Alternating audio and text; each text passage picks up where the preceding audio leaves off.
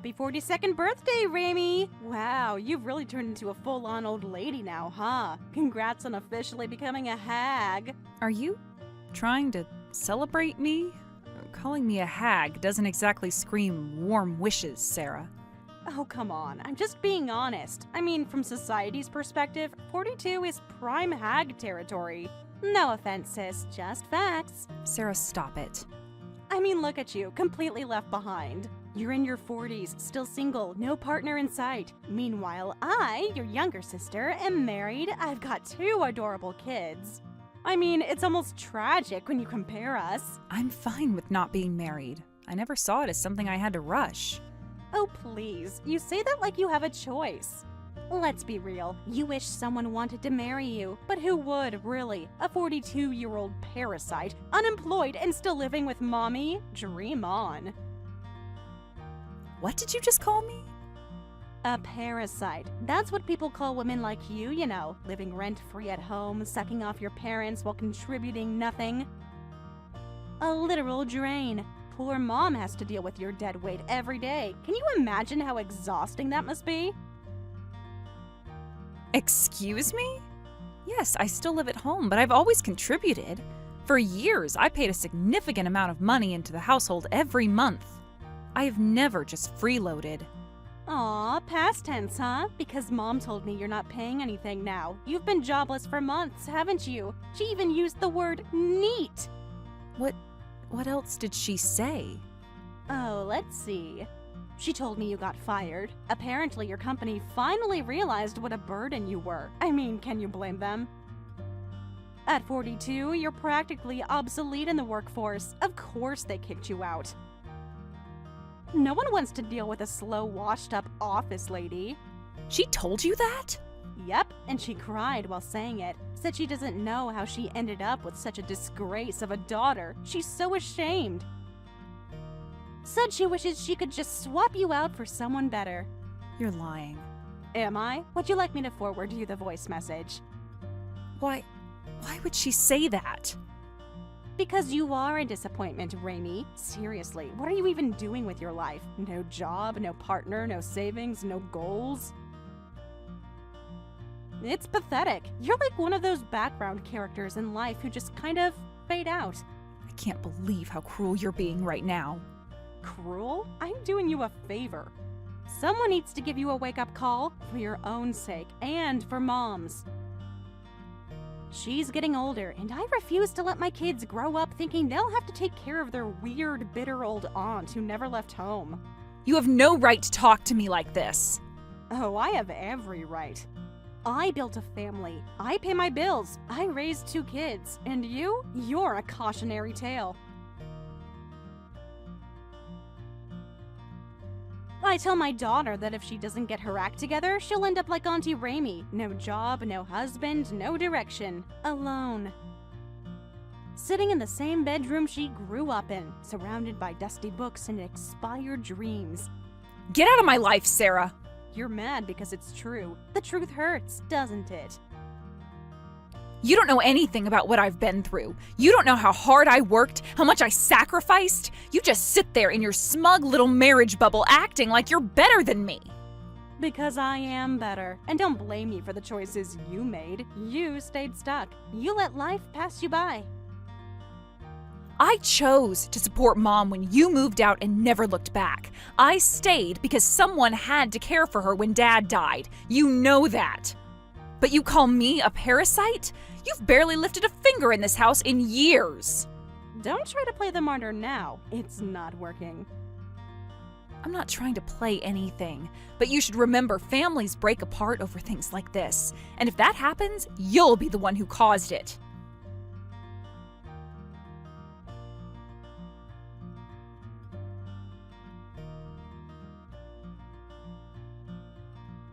Mom? What the hell did you tell Sarah? She just called me asking if I really got fired. Why would you say that? Why would you tell her something like that? Don't raise your voice at me. And for your information, I didn't lie. You're the one who's been lying all along, Raimi. You ungrateful daughter. What? Me? When are you going to face the truth? You told me you quit your job because you had a better one lined up, but it's been months, Raimi.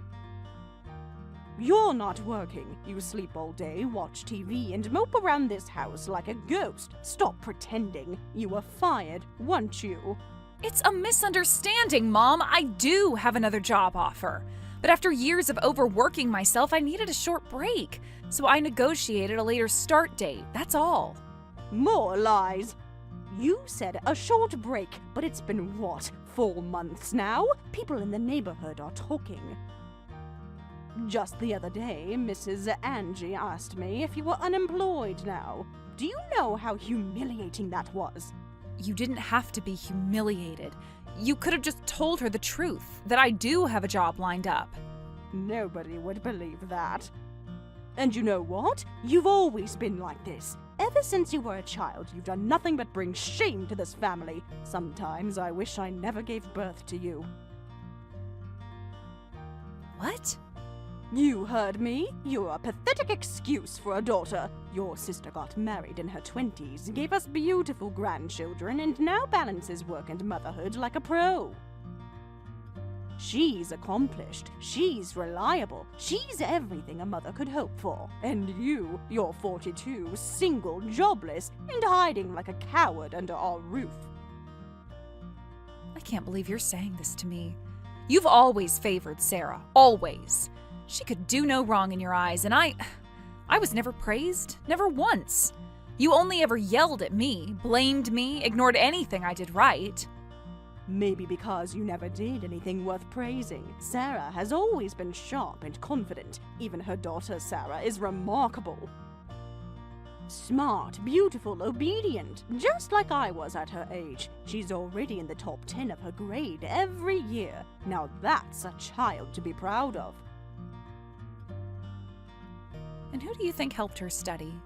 Who do you think sat with her for hours every night going over her textbooks? That was me, Mom. You told me to put her studies before my own. I gave up my own work and my own career progress because you said Sarah needed me more. And when her test scores dropped, you blamed me. When they improved, you gave her all the credit and never once acknowledged my help. Oh, please. And do you even realize? Sarah had cosmetic surgery, Mom. She didn't inherit your perfect nose or eyes. She paid to change them. You keep bragging about how much she looks like your younger self, but guess what? That face, not even hers anymore. Don't you dare say that about her. You're just trying to drag her down with you. You've always been jealous of your sister, and now her daughter too. Instead of working on your own miserable life, you sit around throwing dirt at the people who actually did something with theirs. You think I wanted this life? You think I planned to be 42, alone, and constantly berated by my own mother? I stayed in this house for you. After Dad died, Sarah ran off, and I was the one who stayed to help. I cleaned, cooked, paid bills when you couldn't. I carried more weight than either of you want to admit. You stayed because you had nowhere else to go. Don't twist it into some noble act, and don't think for a second that I'll tolerate this kind of talk. If you're so unhappy here, then leave. Get a job, get married, do something that won't make me want to crawl under a rock from shame. I tried, Mom. God, I tried so hard. I sacrificed pieces of myself over and over again to keep this family running, and all I ever got in return was disappointment in your eyes. Then stop disappointing me. You never gave me a chance. You wrote me off years ago. You built your identity around Sarah's success and threw me away like I was some kind of defective product. Because Sarah made something of herself. She didn't waste her life hiding in corners and making excuses. You mean she escaped you? Maybe I should have too. If you say one more disgusting thing... What will you do? Throw me out? At least then I could finally breathe without being reminded every day that I was a mistake. Don't you ever talk to me like that again. If you cause even one more ounce of shame to this family, I swear I won't hold back next time. You already don't. You never have.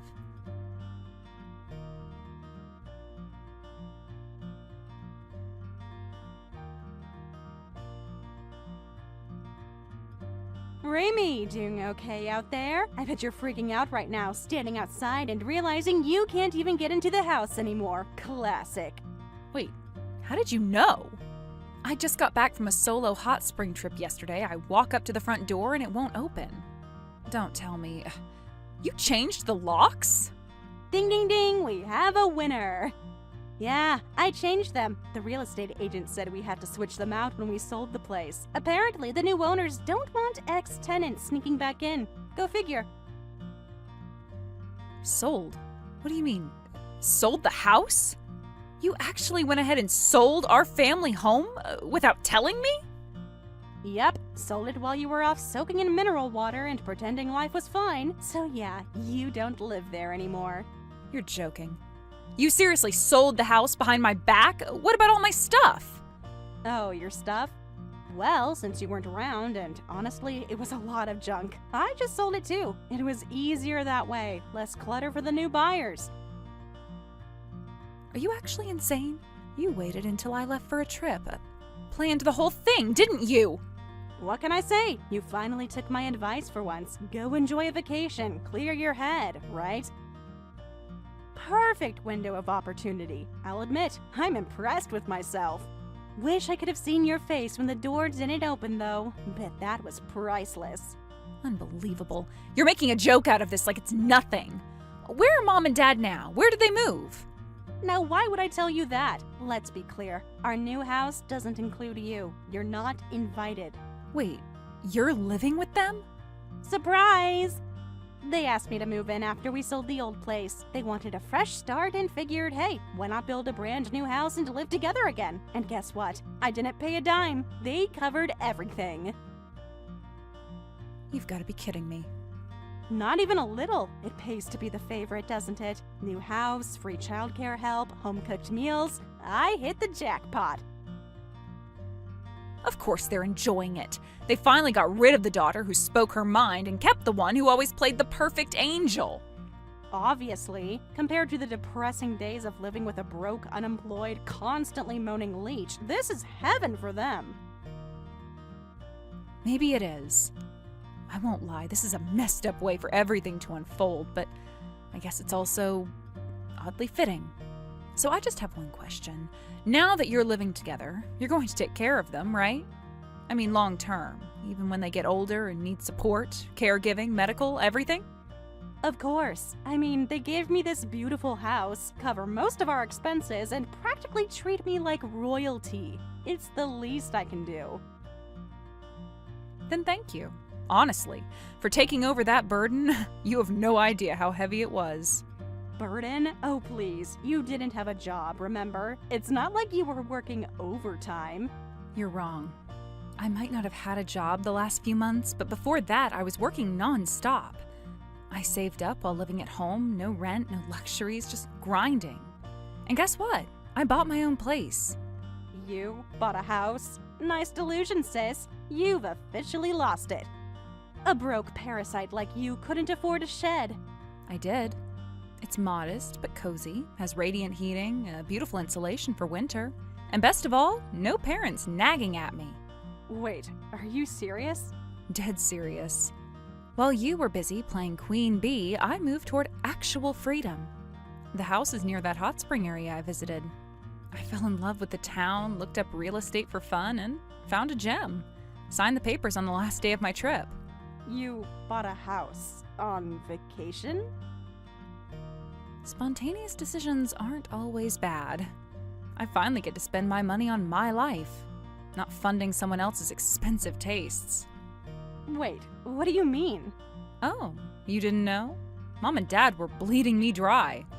They made me pay everything: utilities, groceries, property tax, even car maintenance for a car they never drove. $3,000 a month, minimum, and every time I brought it up, they'd guilt trip me. Said I owed them for being single, for not marrying, for not giving them grandkids. $3,000 a month? Yep. You see, their lifestyle is all about image. Grocery shopping at luxury stores, fancy clothes, premium everything, even though they're retired. I begged them to scale back, but they refused. That house of yours? Enjoy it, because you've inherited more than square footage. Wait, you mean they expected you to pay for all that? Oh no, they told me it was my duty. You'll hear that soon, I'm sure. But hey, you're married, right? Got that 2-income life, cute kid. Surely you can afford it all. No way. We've got a toddler and daycare fees and loans. We can't afford an extra $3,000 every month plus car bills. Well then, take it up with them. You agreed to move in. You wanted the spotlight. I hope it keeps you warm at night. You tricked me. Oh no, I didn't trick anyone. I just left the stage. You were dying for the lead role. Now the show's all yours. You actually got out. I did.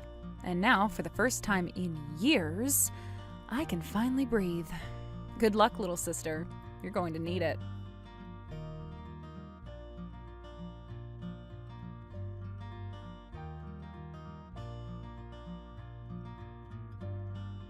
I just talked to Mom and Dad, and they were totally expecting us to cover all their living expenses. They just assumed we'd take care of everything. This was never part of the deal. Well, it's a good thing you checked with them early. No, it's not good. Not even close. It's actually a full-blown disaster. What are you talking about? They said something insane, Raimi. They were like, since you two are working professionals, it's only natural you can give us a little spending money too. Then they casually mentioned they expect $1,000 each in allowance on top of their $3,000 monthly expenses. That's $5,000 a month. Just gone. Poof. Every single month. Wow, $5,000 in total? That's ambitious, especially from people who are supposedly retired. Right? I mean, sure, I'm working full-time and all, but I'm not raking in 6 figures here. Neither is my husband. We're just an average dual-income family trying to raise a kid. Huh. But I thought you were working at a big-name company. Mom's been bragging about you forever. She always goes on about how her daughter works at a top firm and how her son-in-law is a Harvard graduate. Oh my god. She's seriously been saying that? All the time. It's like her favorite conversation starter. Okay, yes, I technically do work for a big firm, but it's a subsidiary, not the main company. So, the salary isn't as fancy as it sounds. Bonuses are practically a joke compared to the head office. It's decent, but we're not some high-income power couple. So she's been wildly overestimating your financial situation, huh? You think? And my husband might have gone to Harvard, but academics were the only thing he was ever good at. He's sweet, but honestly, he's terrible at managing his workload. He never climbs the corporate ladder, always overwhelmed. I'm the one holding everything together while juggling the kid, the bills, and now this? Oof, sounds like Mom and Dad really miscalculated. They probably thought they'd scored the golden goose. That's exactly it. I think they assumed we were some wealthy young couple who could pamper them. That's why they invited us to live together so eagerly. It's definitely possible. They were always good at painting whatever picture they needed to get what they wanted. And now that they've built this brand new house, we're stuck. There's no easy way out. They've moved in, they're cozy, they expect to be waited on and funded. Well, you could always sell the house. Put a price tag on that dream of theirs and see how they react. Very funny. You know I can't just kick them out. I'd look like the villain. They've already started telling people how we're one big happy family under one roof. You should have seen this coming. They've been using you as a piggy bank for years. I warned you the day you agreed to this. Yeah, well, I didn't expect it to go this far, and you didn't exactly make it easy for me either. You left, remember? Sold the house out from under me, disappeared to some hot springs town, and dropped this whole mess on me like it was a cute prank. Correction, I finally escaped. And I gave you a golden opportunity to see things for what they were. If you're this stressed after 1 week, imagine how I felt for years. Okay, fair, but you had no right to make that decision alone. I had stuff in that house, memories. All of which I generously liquidated for you. You're welcome. Ugh, you're enjoying this way too much. I'm enjoying the poetic justice. You always acted like I was the irresponsible one clinging to the family home. But guess what? You took the bait, and now you're the one stuck with their bills, their drama, and their image-obsessed lifestyles. Seriously, Raimi, I can't afford this. Not $5,000 a month, not with a kid and rent and daycare. And Dad just mentioned they want to take a family cruise next spring. They expect us to pay for it. Wow, so they're planning vacations on your dime now too? How thoughtful. What am I supposed to do? Well, first you sit them down and explain reality. Tell them their fantasy budget isn't sustainable and that you've got your own responsibilities. If they want to live beyond their means, they'll have to fund it themselves. You think they'll listen? Mom starts crying at the first sign of criticism, and Dad just gets passive-aggressive. Then let them cry, let them sulk. It's not your job to maintain their illusions, especially when they're draining your family dry. I just thought, maybe, if I tried harder, they'd finally approve of me, you know? Maybe they'd stop comparing me to you. Oh, come on. You are the favorite. That's the irony here. You've got their affection, the compliments, the dinners, the bragging rights. I just got the bills. I didn't ask for any of that. I just didn't want to disappoint them. Well, congratulations. You made them very proud. And now they expect monthly tribute payments for it.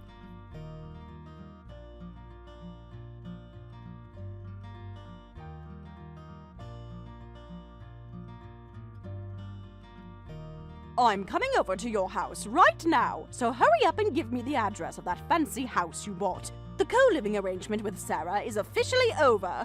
What's wrong, Mom? You seemed so happy tossing me aside and running off to live with your precious Sarah. Didn't you say you built that house just for her? Spent all that money to make it her dream home? Yes, that's exactly what I did. I built that gorgeous house just the way she wanted. And how did she repay me? By treating me like some kind of free maid. Can you believe she expects us to cover the household expenses too? When we told her that it wasn't fair, she just threw $1,000 at us and told us to make it work, as if that amount is anywhere near enough. So you're already fighting over money. That didn't take long. She said if we ever ran into a shortfall, we should use our pensions to cover it.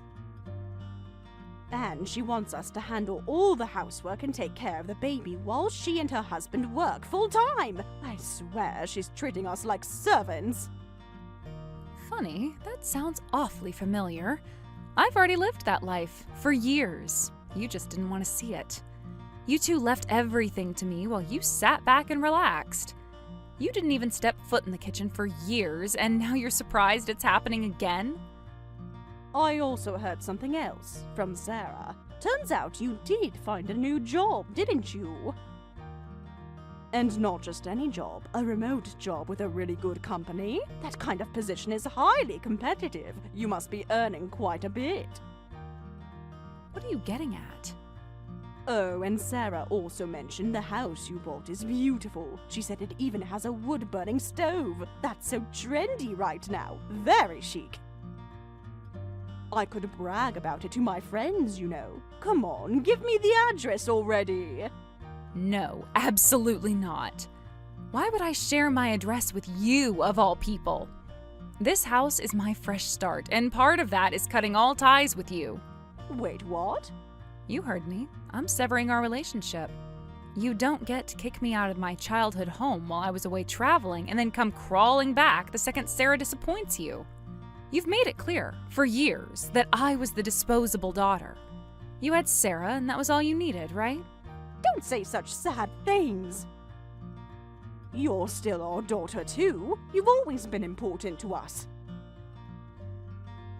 That's why I'm asking. Please, just give me the address. We had no idea Sarah and her husband earn so little. At this rate, we won't even have the retirement lifestyle we dreamed of. Sounds like you won't even have someone to take care of you in your old age. You might want to think about that. What are you saying? Sarah promised that if you lived with her, she'd help with your care when you got older. You two agreed. She gets the house, and in return, she'd look after you. But now you're ready to abandon her over a couple financial inconveniences? Well, guess what? I'm not picking up the slack. You leave that house, you lose everything. I'm done being your backup plan. But we can't live in a nursing home. I don't want to end up in one of those places. Then maybe you should have thought about that before burning every bridge you had. Maybe you should have treated both your daughters with respect. Instead, you spent years praising Sarah while tearing me down. You kicked me out, humiliated me, called me a failure, and now that I've rebuilt my life without you, you want a piece of it? That's not fair. No, what wasn't fair was how you treated me all these years. You praised Sarah for getting married young, for having kids, for being perfect, but you never once acknowledged my efforts. I tutored Sarah day and night to make sure her grades were high, and you never thanked me. When she did well, you said it was because she was smart. When she struggled, I got blamed. Even now, after everything, you still think I owe you something. But I'm your mother. You can't just walk away like this. You stopped being my mother the moment you chose convenience over love. When you sold my home behind my back, you made your choice. Now I'm making mine. I'm living peacefully, finally, and I'm not letting you disrupt that. Please, don't shut me out like this. You know I've always had a sharp tongue, but deep down, I care about you. I was just frustrated. I didn't mean to hurt you. Frustrated? You said you'd wished I'd never been born. You told me I was a disgrace, a failure, a burden. You weaponized your disappointment until I believed it was all I'd ever be. But guess what? I'm not a failure. I'm finally standing on my own 2 feet. And I am done letting you treat me like less than. So that's it. You're really cutting us off? Yes. You want a relationship with me? Well, then maybe, just maybe, start by apologizing. Not excuses, not manipulation, a real apology. But until that happens, I'm living my life without you. Goodbye, Mom. Take care of yourself, and good luck with Sarah. Raimi, wait! No more waiting. You waited too long to see me. I'm not waiting for you to catch up.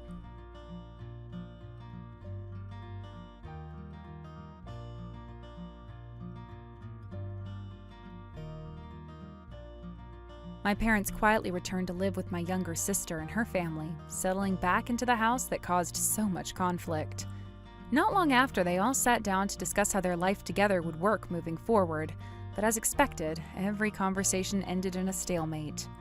Our parents kept insisting, "We built this house. If you're going to defy us, pay us back every cent." They demanded a luxurious retirement, one where they wouldn't have to lift a finger. On the other side, my sister and her husband firmly held their ground, saying, "You should be grateful we're even willing to take care of you at all." The fundamental clash in expectations led to constant fighting. Things escalated when Sarah's husband finally exploded in frustration. "This isn't the life I signed up for," he yelled. "I told you letting your parents build our house was a mistake." Then, in a dramatic turn, he packed a few bags, took their daughter, and left, seeking refuge at his own family's place. Now, Sarah's stuck at a breaking point.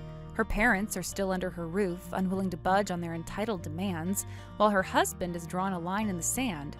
He's told her that unless she pays her parents back in full and ends the cohabitation, he doesn't see a way forward for their marriage. Sarah is caught between 2 impossible choices: buy out the house entirely and send our parents on their way, or let her marriage collapse completely. She's emotionally drained. The stress is etched into her face every time we talk. All the gratitude our parents once claimed to have for Sarah and her husband's willingness to house them has vanished. Now there's only tension, resentment, and a power struggle that has no clear solution. It's sad, really. All of this could have been avoided if our parents had come into this with humility and understanding. Instead, they brought entitlement, and now everything, Sarah's peace, her marriage, even the security of the home, is unraveling. Thank you for watching all the way until the end. If you felt good after watching this video, please like the video. If not, please leave a comment and give us your feedback. Also, don't forget to subscribe. Your comments and likes help this channel grow. We hope you enjoy our other stories as well.